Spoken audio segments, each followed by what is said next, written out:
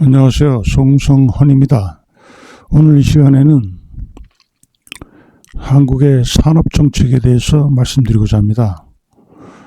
한국의 산업정책은 왜 하게 됐는가 이런 것, 그리고 우리 정책 개발을 했는데 정책 개발의 방법은 무엇인가 이런 것에 대해서 말씀드리고자 합니다. 정책 개발의 방법을 먼저 말씀드리고, 그리고 한국의 산업정책에 대해서 차례로 말씀드리고자 합니다. 한국의 산업정책은 먼저 농업정책, 공업정책, 그리고 정보와 통신산업정책 이런 순서로 말씀드리고, 그럼 먼저 그 정책 개발의 방법에 대해서 말씀드리고자 합니다. 정책 개발은 그 목적론적 정책 개발이 있고 인과론적 정책 개발이 있습니다. 인과론적 정책 개발은 요즘 지구 온난화가 진행되고 있는데 이럴 때서 볼 수 있습니다. 지구 온난화의 원인이 무엇인지 알고 있습니다. 화석 연료를 많이 쓰고 있기 때문에 화석 연료에서 나오는 그 탄산가스가 하늘로 올라가서 거기서 이제 온실 그 가스를 온실 효과를 주고 있는 것입니다. 이런 온실 효과를 주고 있는 것은 지상에서 비닐하우스에 들어간 것과 노지에서 재배하는 것과, 비닐하우스에서 재배하는 것하고 노지에서 재배하는 것 차이가 있습니다. 노지에서 재배한다는 것은 비닐하우스를 씌우지 않고 재배하는 것, 벼를 심는다든지 사과나무를 심는다든지, 이건 이제 노지에서 재배하는 겁니다. 그런데 비닐하우스에서 들어가서 재배하는 것은 거기에 뭐 여러 가지가 있겠죠. 특용작물이랄까, 거기 보통 그 피망을 많이 재배하는 거 봤어요. 그 하우스에서. 그래서 농가소득을 많이 올리고, 그리고 또 이제 과일을 재배하는 사람들도 이제 하우스를 쓰는 것을 볼 수가 있었습니다. 그런데 이제 하우스에서 들어가서 일하는 거하고 노지에서 일하는 거하고 차이가 있습니다. 하우스에 들어가면은 상당히 더워요. 그리고 이제 논에서 뭐 과수원에서 일하는 건 그렇게 하우스에서 들어가는 것만큼은 덥지 않죠. 이것과 이제 비교가 되는데, 탄산가스가 올라가서 온실 효과를 주면은 그렇게 하우스에서 들어가 있는 것처럼 덥다는 거죠. 더워서 지구 온난화가 진행되고 있다, 그런 얘기입니다. 그래서 날이 더웠기 때문에 갑자기 이 지구 표면에서 또 이제 수증기가 많이 올라가게 됩니다. 온도가 높을수록 지구 표면에서 올라가는 그 물기, 수증기도 많다는 거죠. 많이 올라가서 한꺼번에 쏟아지니까 폭우로 막 내려서 거리를 이제 막 뒤덮고, 뭐 차가 막 그 쏟아지는 그 소나기에 막 휩쓸리고, 그런 이제 현상이 일어나고, 또 비가 안 올 때는 너무 안 오고 가물고, 기후 조절이 잘 안 되는 것이 이제 지구 온난화 현상입니다. 이런 이제 사전 지식을 보통 알고 있습니다. 이런 사전 지식을 쓰고 있는 것이 이제 인과론적 정책 개발입니다. 그래서 이런 온실 효과를 줄이기 위해서는 무엇을 해야 되는가?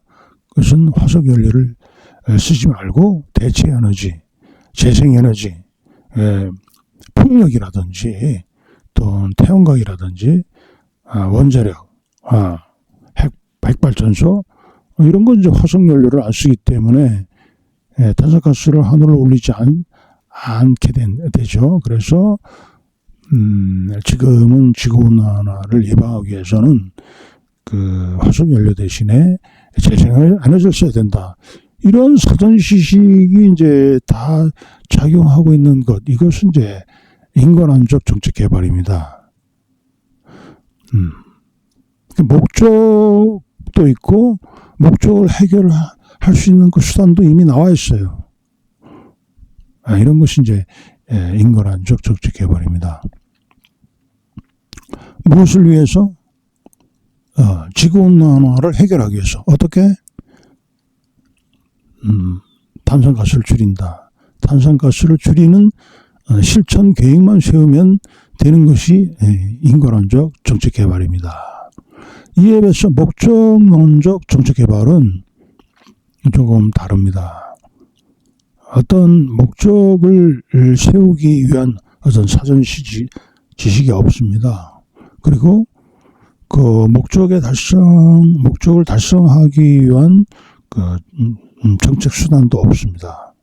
정책 수단이라는 것은 여기서 문제를 해결하는 방법입니다.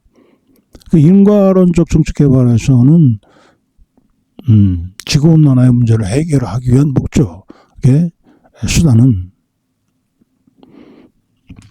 원자력을 발전한다, 태양광이나 풍력 발전을 쓴다. 이것이 이제 정책 수단이 됩니다. 그래서 그런 어떤 인과론적 정책 개발에서는 정책 수단도 나와 있는데 목적론적 정책 개발에서는 그런 목적뿐만 아니라 수단도 미리 정해진 건 없습니다. 현장에 가서 조사를 해서 문제가 무엇인지 그 문제의 원인을 찾고 그 문제를 통해서 그 문제를 해결할 수 있는 방법을 찾기 때문에 문제를 통해서 지시를 얻는 것입니다. 그 해결하려고 하는 그 방법, 그런 어떤 지시를 얻게 되는 것입니다. 그러면 이제 우리나라가 정책 개발을 하면서 어떤 나라가 발전하게 되는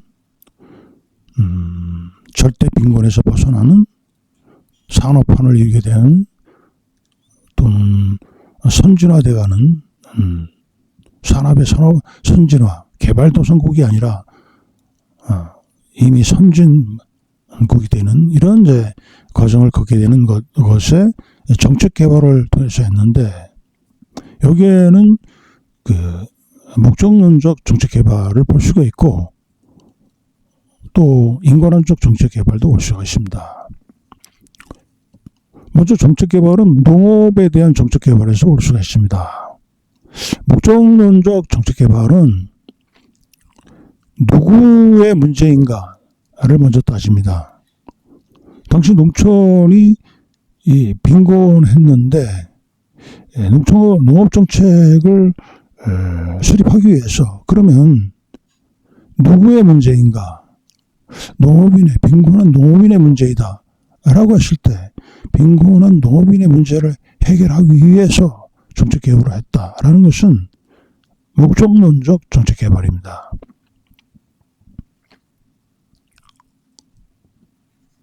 문제의 성격은 어떤 것인가 라는 것을 이제 조사하게 됩니다.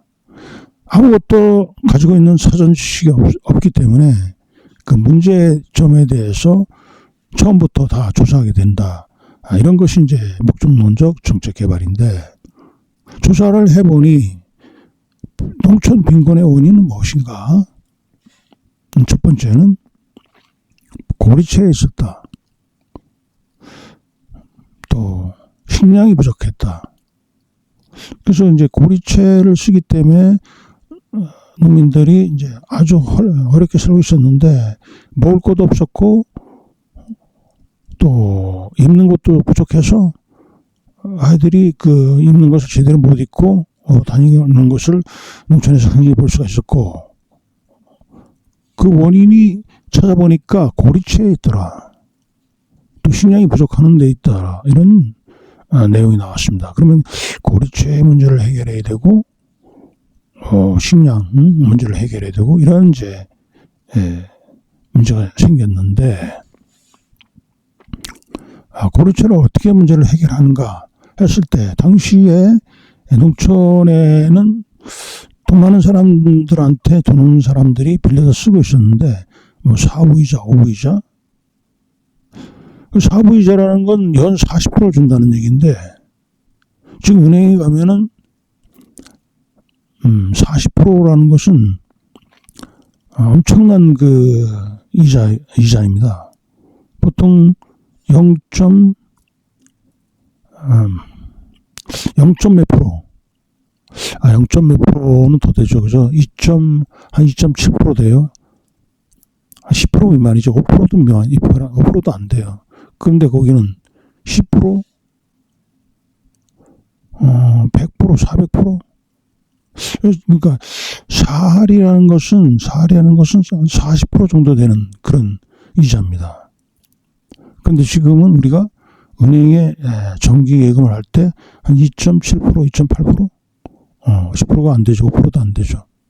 3.1%? 상당히 이제 고리, 이자율이 높은 그런 거죠.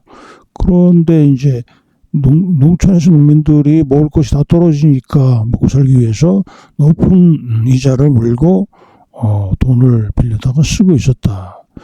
그래서 이 문제를 해결하기 위해서 정부는 농협을 통해서 이 문제를 해결하려고 합니다. 당시에는 농업은행이 있었고 또 농협이 있었어요. 근데 농민들이 농업은행을 잘 이용을 하지 않고 있었어요.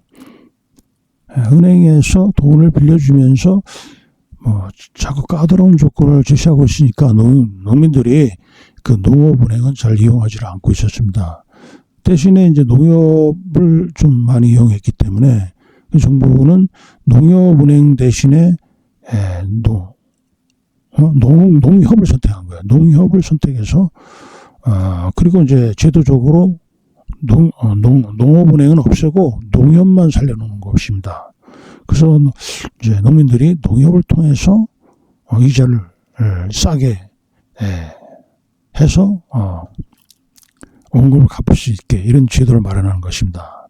당초에는 40%의 이자를 이제 물어야 되는데 그것보다 훨씬 더 싸게 해서 원금을 갚을 수 있게 그런 제도를 마련해 가지고 농민들이 쉽게 그 고리채에서 벗어날 수 있도록 그런 이제 정책을 실행했습니다.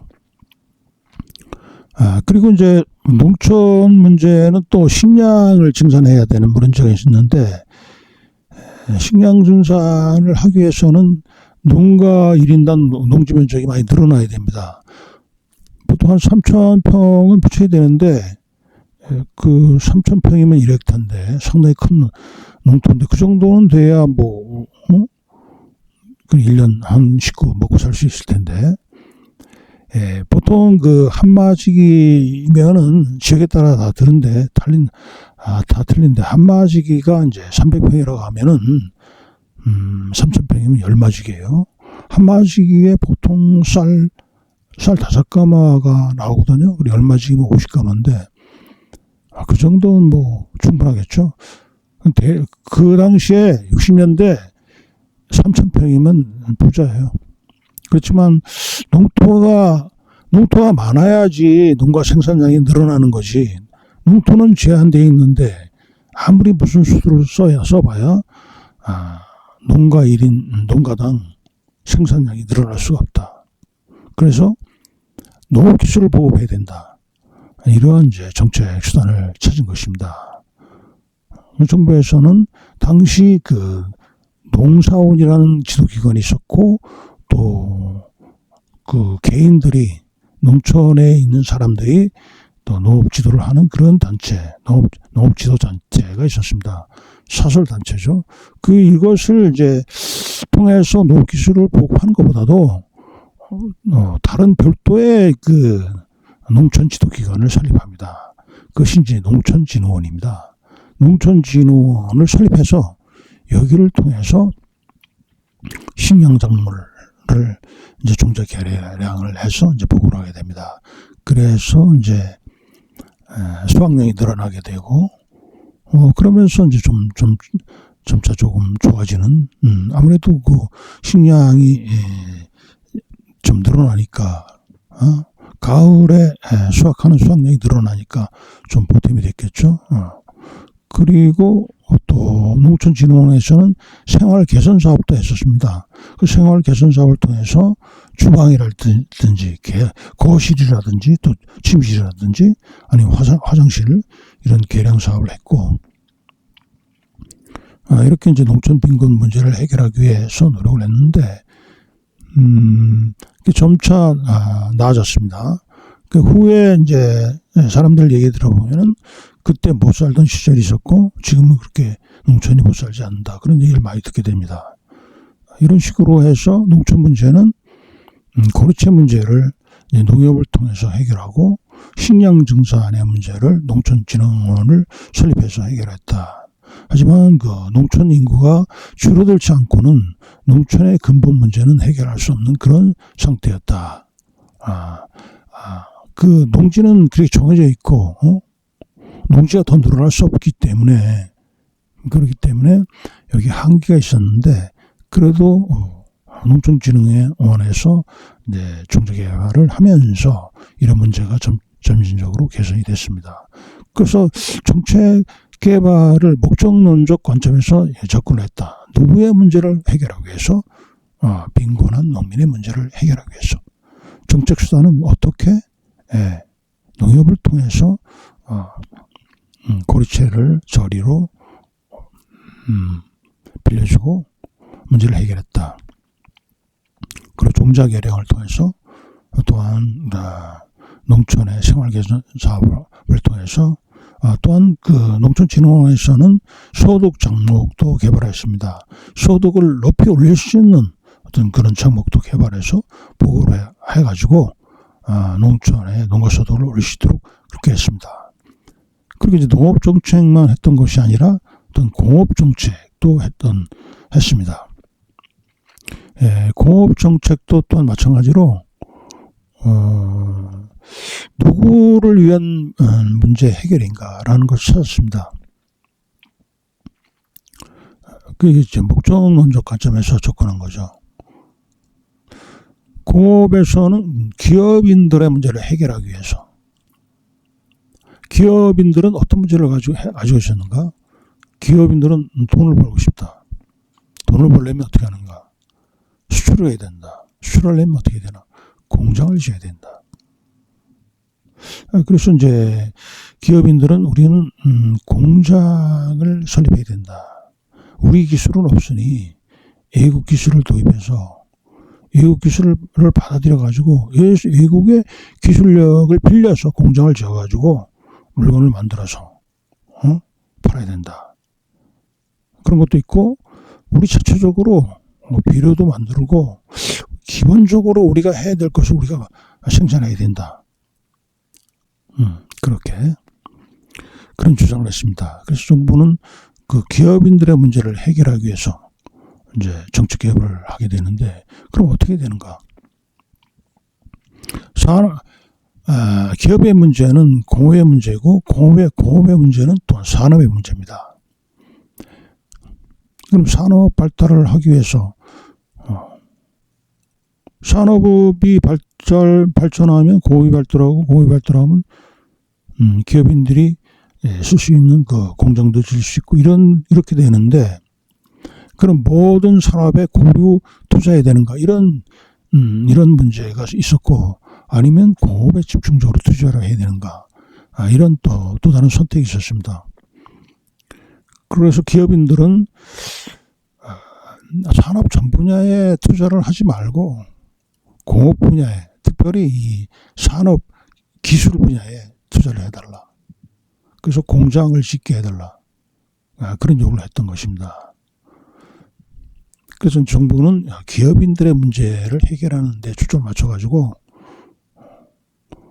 이런 공업 분야에 집중 투자를 하게 됩니다. 그러니까 균형 발전 투자가 아니라 불균형 발전에 투자했던 것입니다. 균형 발전이라는 것은 공업뿐만 아니라 농업까지 균등하게 투자를 해서 발전을 하겠다는 거고 그래서 경공업을 일으켜서 중공업으로 간다 이런 얘기고 불균형 발전은 중공업에 집중 투자를 해서 기간 시설 나라의 어떤 기본이 되는 것을 생산할 수 있는 그런 기간 산업에 집중적으로 투자를 하고 우리가 거기서 공장에서 나온 것을 쓰고 또 물건을 또 만들어서 외국에도 수출하고 이렇게 불균형 산업정책을 선택을 했습니다. 그래서 기업인들의 문제를 해결해 주는 입장에서 투자를 하다 보니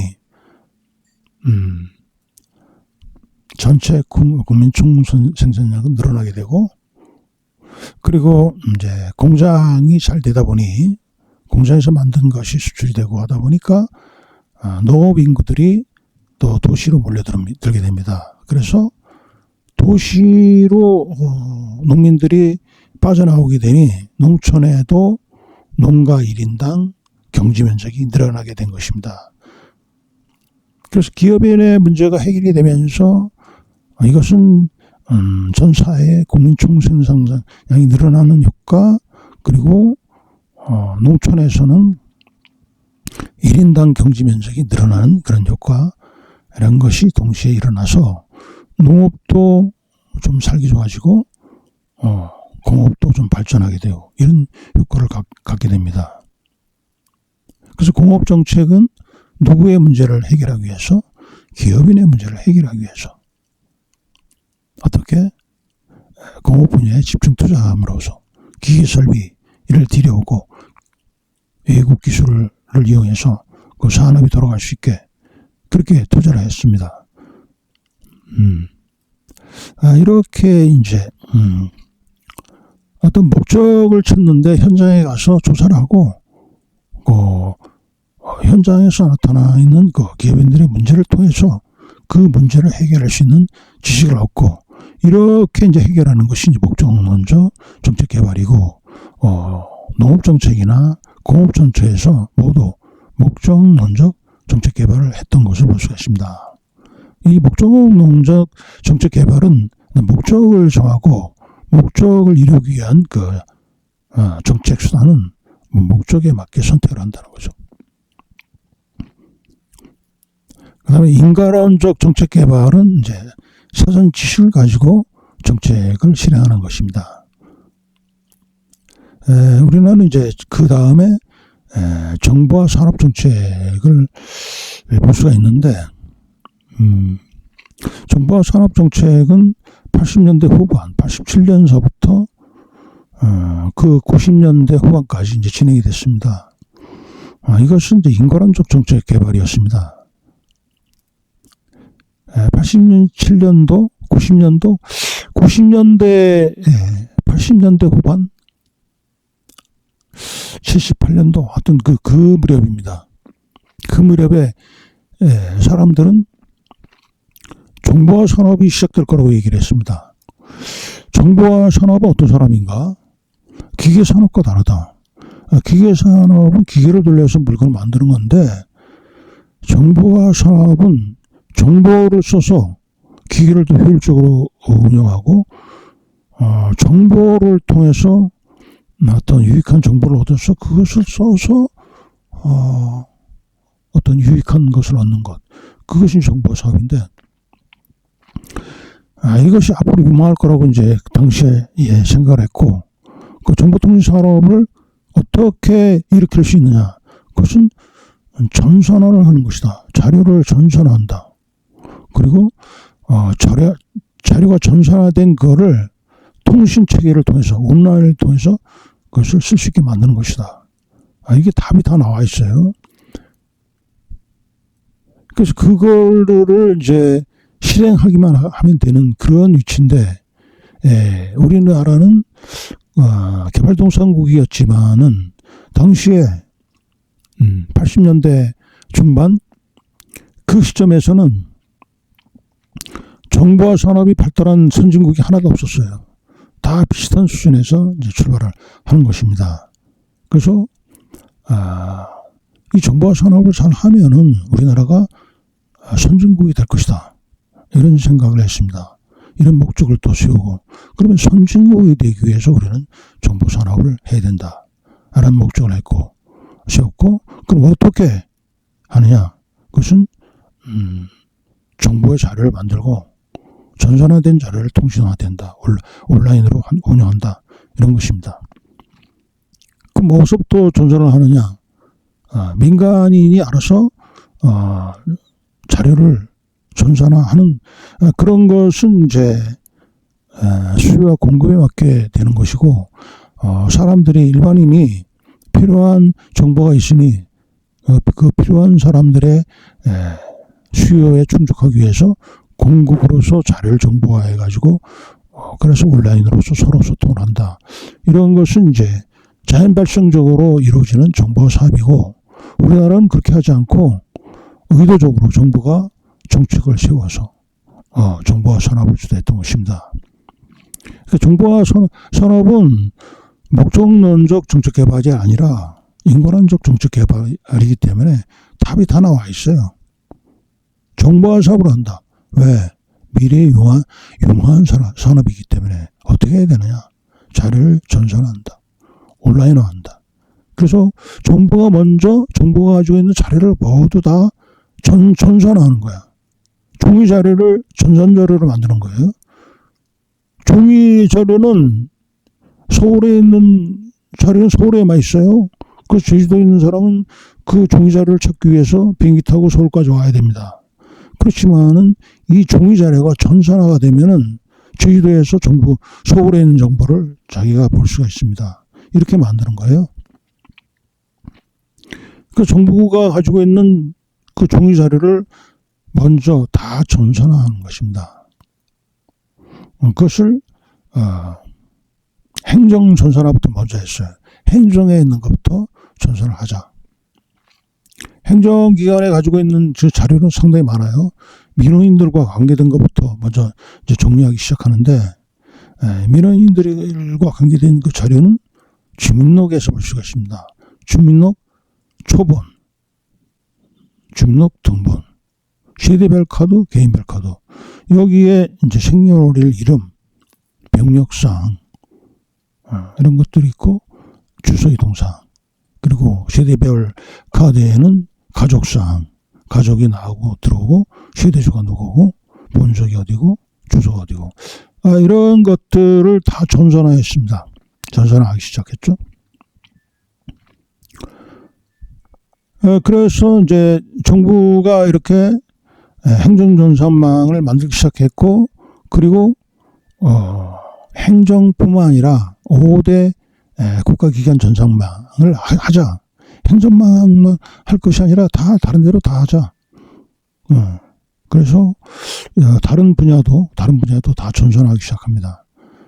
그래서 급속도로 이제 전산화를 하면서 우리나라가 이제 정보통신 산업을 진행하기 시작하는데, 그 소프트웨어가 처음부터 완성된 것이 없었고, 행정 전산화를 하면서도 그 주민록을 전산화할 수 있는 소프트웨어를 찾고 이게 수정하고 보완하고 이런 과정을 거쳤고, 컴퓨터 하드웨어인데 하드웨어도 자꾸 이제 성능을 놀리면서 286, 386, 486, 586 이런 식으로 성능을 자꾸 올렸습니다. 그러면서 컴퓨터의 질도 높아지고, 그리고 컴퓨터도 소형 컴퓨터만이 아니라 중형 컴퓨터도 만들고, 소형 컴퓨터로는 이제 입력하는 작업을 하고, 중형이나 대형 컴퓨터로는 입력된 그 자료들을 모두 다 저장하는 그런 역할을 하고, 이런 역할을 할 수 있게 했습니다.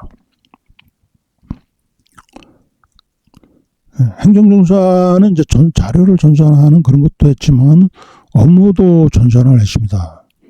업무는 종이에다 기한제에다가 글을 써서 기한자 도장 찍고 계정 도장 찍고 그 후에 도장 찍고 이런 식으로 종이로 이제 문서를 처리했는데, 그렇게 하지 말고 전산화로 하자.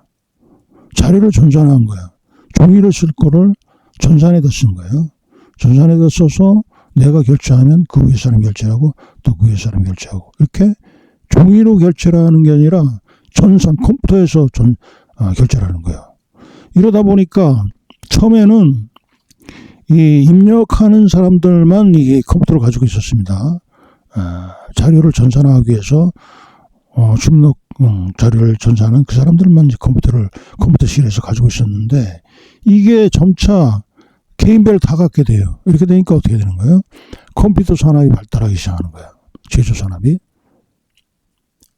컴퓨터 이제 삼성도 만들고 또 다른 데서 만들고, LG에서 만들고, 뭐 삼보에서도 만들고, 컴퓨터를 만들어서 컴퓨터를 이제 구입하는 거는 정부가 딱 정해주는 게 아니기 때문에 좋은 데 사는 거예요. 그러다 보니까 좋은 물건을 만들려고 하죠. 좋은 물건을 사가니까. 그러다 보니까 이제 컴퓨터 만드는 기술도 이제 발달하게 되고.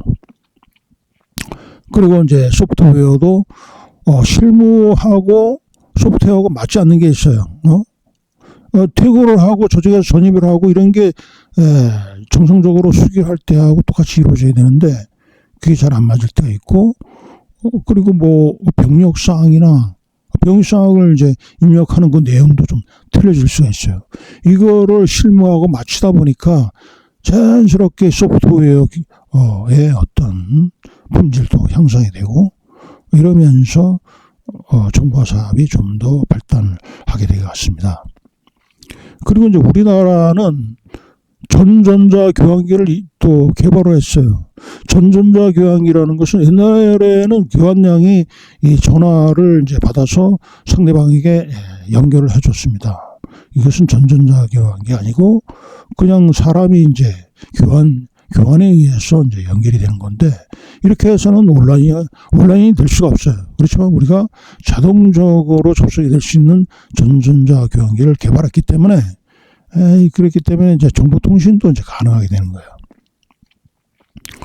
그래요. 5대 기관 전산망이 다 개발이 되고 나서 이것을 온라인으로 다 소통을 하고 이런 것도 있고, 수평으로 연결되는 것도 있고, 또 수직으로도 연결이 되는 것이 있어요.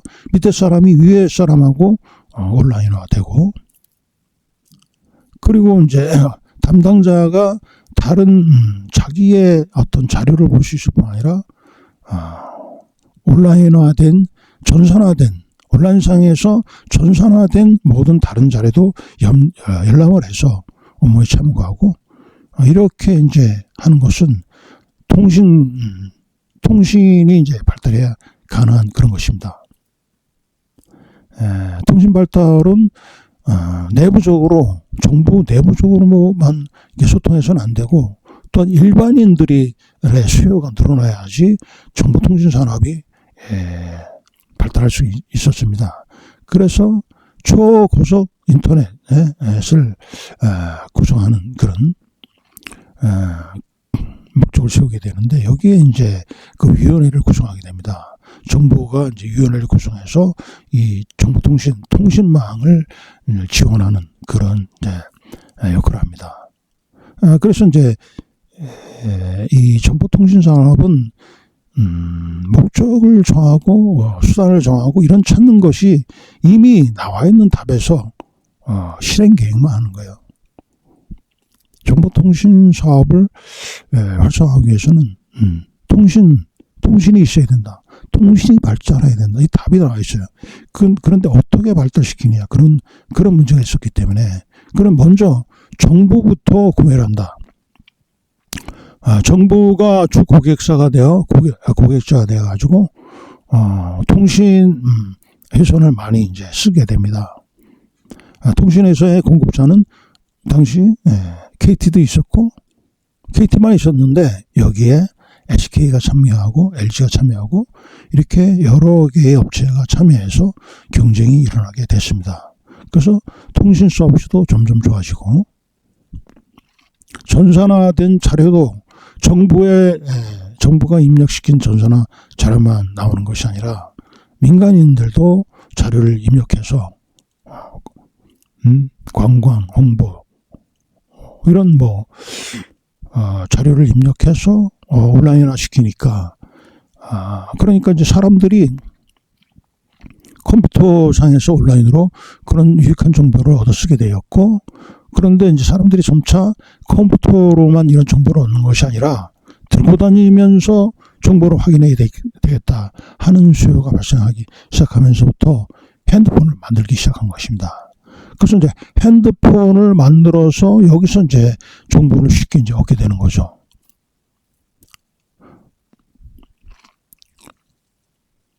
거기에 들어가는 정보는 참 많아요. 버스가 몇 시에 출발하느냐,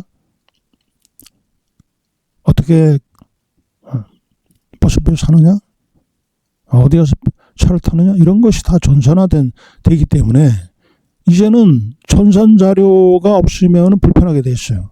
그런 식으로 그런 전산 자료는 저절로 생긴 것이 아니라 그 사람들이 전산화한 거죠. 온라인화한 거죠. 이렇게 많은 전산 자료가 생긴 것은 의도적으로 정부가 정부의 자료를 전산화하기 시작했고, 그리고 동달아서 민간인들도 이렇게 하면 전산화가 되는구나, 온라인상으로 돌아다니게 되는구나, 온라인상에 수요가 생기고 홍보가 되고, 길 찾아가는 것도 잘 찾아갈 수 있고, 맛집도 쉽게 찾을 수 있게 되고, 관광지도 쉽게 찾게 되고, 그렇게 되는구나.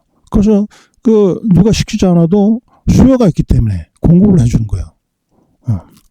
이렇게 길 찾는 그런 자료를 입력해주고 그것이 쓸 수 있게 되고,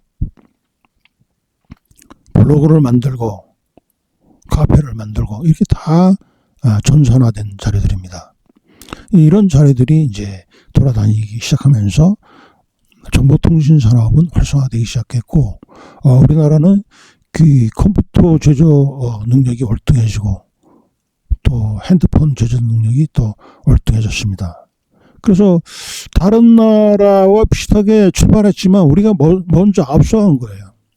다른 나라는 정보통신 산업을 일으키려고 하는 나라들은 보통 자유주의 국가였어요. 그래서 수요가 있으면 공급에 맞게 발달하는 거지, 시장 경제의 원리에 따라서 정보통신 산업이 발달하다 보니까 우리는 그게 아니고, 우리나라는 개발도상국이고 산업화가 뒤쳐져 있는데, 이렇게 해서는 우리의 마음에 차지 않는다. 우리도 획기적으로 뭔가 발달시켜서 선진국과 비슷한 수준으로 빨리 가야 되겠다. 그러면 어떻게 해야 되느냐. 마지막 남은 정보통신 산업이 있다. 이것이 이제 후기 산업인데, 이 후기 산업에서 우리가 빨리 발달시켜야 되겠다. 그래서 선진국이 돼야 되겠다 해서 정부가 먼저 나서서 이거를 이제 주도한 거예요. 그래서 결실을 맺게 됐는데, 이 정보통신 사업에서 핸드폰이나 컴퓨터나 이 소프트웨어나 이런 것이 최고의 어떤 선진국 수준의 지금이 최고 선진국에서도 앞서가는 그런 수준입니다. 이렇게 했을 때 이제 우리나라는 정책 개발을 통해서 어떤 가난에서 벗어나고 기초적인 산업을 발달시켰고, 그리고 선진 산업을 발달시켰던 것입니다. 이런 점에서 봤을 때 국가의 역할이 얼마나 중요한가를 다시 한번 생각해 보게 됩니다. 현대국가에서 이념을 가지고 다 서로 이렇게 국가의 능력을 소모시키고 있습니다. 너네 나라는 자유주의냐? 우리 나라는 사회주의다. 그러니 사회주의하고 자유주의가 틀리니 우리는 너희들하고 부딪히겠다. 그러니 우리는 무기를 만든다. 강성 대국이 돼야 된다. 까딱하면 너네들이 우리를 치기 때문에 우리는 무기를 잔뜩 준비해가지고 너의 쳐들어오는 걸 막겠다. 쳐들어오기 전에 우리가 먼저 쳐들어가겠다. 여기에서 어떤 국가의 역할을 찾는 거예요. 그렇지만 이제 사회주의와 자유주의 어떤 큰 줄거리를 보면은 사회주의는 약간 국가주의적인 그런 경향이 있어요. 왜냐? 사회주의라는 것은 노동자가 자본의 지배에서 벗어나기 위해서 자본가와 대결을 하는 그런 것인데, 그래서 이제 노동자가 불이익을 당하지 않고 지배를 당하지 않고 이런 건데, 노동자가 힘을 합쳐서 자본가와 대립하는데, 그런데 노동자들끼리 대립해서는 중구난방이 되니까 노동자가 지도자를 일임해야 된다. 그래서 노동자가 일임한 지도자가 국가를 다스리는 것이 보통 사회주의입니다. 그래서 보통 사회주의는 국가주의적인 성격을 띠고 있습니다. 여기에 비해서 자유주의는 개인의 창의력에 의해서 수요가 일어나는데 공부를 한다. 창의력을 가지고 물건을 만들고 창의력을 가지고 문제를 해결한다. 그렇게 되어 있습니다. 그런데 한국 같은 경우에는 그렇게 자유주의적인 사회지만 자유당부터 시작을 했어요. 우리나라는 자유주의고 그렇지만은 국가가 나서서 정책 개발을 하고 했던 것은 국가주의적인 성격이 있습니다. 그렇다면 우리나라는 자유주의에 국가주의를 가미시킨 거예요. 또 중국과 같은 경우에는 등소평이 이제 정권을 잡아서 사회주의 혁명을 일으키고 그랬는데, 예, 먼저 모택동이 이제 하실 때는 국가주의적이었어요. 상당히 공산주의적인, 전통적인 공산주의적인 방식이었습니다. 그런데 해보니까 상당히 나라가 가난한 거예요. 그래서 등소평이 이러면 안 된다. 노동자 계급에게만 이런 그 생산 수단을 맡기지 말고 자본가도 생산할 수 있게 하자. 흰쥐든지 검은쥐든지, 예? 흰 고양이든지 검은 고양이든지 쥐만 잘 잡으면 된다. 이렇게 해서 자유주의적인 요소를 가미한 거예요. 그렇게 해서 오늘날 중국이 상당히 지금 미국과도 대등하게 겨루고 쫓아가고 미국이 경기를 하고 이런 식으로 이런 만큼 경제가 성장한 것은 그 중국이 국가주의적인 그 방법으로만 경제를 한 것이 아니라 자유주의적인 것을 가미했기 때문에 그래 된 거예요. 그럼 이렇게 본다면은 뭐 자유주의, 뭐 사회주의 이념을 가지고 따질 필요가 뭐 있냐 이거예요. 국가는 그렇게 다른 나라와 군사적으로 대립하는 데에 그 힘을 쓰지 말고 국민들의 문제를 해결하는 데 힘을 쓸 필요가 있다. 그것은 정책 개발을 통해서. 이렇게 정책 개발을 통해서 국가의 문제를 해결하는 데 초점 맞추다 보면은 예산을 국방 예산에 안 쓰고 국민들의 문제를 해결하는데 예산을 쓴단 말이에요. 그러면은 그 나라가 군사력이 그렇게 강성대국이 될 수가 없습니다. 그렇다면 이웃 나라하고도 긴장이 완화가 되고, 저 사람이 무기 무장으로 안 했는데 이웃 나라가 뭐 그렇게 긴장할 필요가 없지 않습니까? 서로 이렇게 쉽게 다가오고 서로 아는 척하고 그러면서 서로 상대국가 가지고 있는 문제도 해결해주고 도와주고 무역도 하고 뭐 관광 서로 왔다 갔다 관광도 하고 이러다 보면은 이웃 나라와 또 이렇게 서로 쉽게 협력을 하고 우리 지구촌에 인류가 가지고 있는 문제도 쉽게 해결이 된다. 이렇게 보는 것입니다.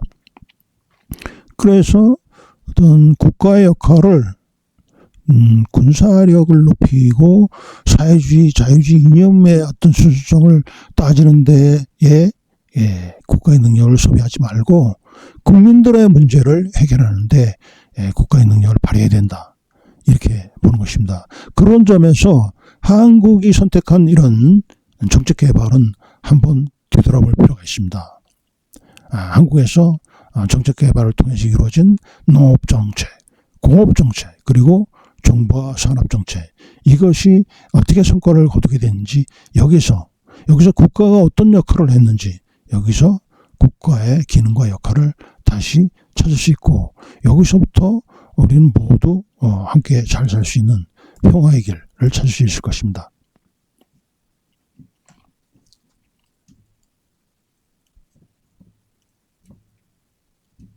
아이씨.